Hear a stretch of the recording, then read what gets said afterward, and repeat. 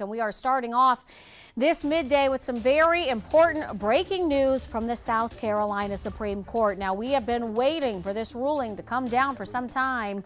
And now today news that the court has ruled that the law, which would ban abortions in our state around 6 weeks of pregnancy, has been deemed unconstitutional. Now, in part, the state Supreme Court said that the restrictions violate our state's Constitution's right to privacy. The fetal heartbeat bill banned abortions after cardiac activity was detected, and that normally is at about 6 weeks. But it did have exceptions for pregnancy caused by rape, incest, or to save the mother's life.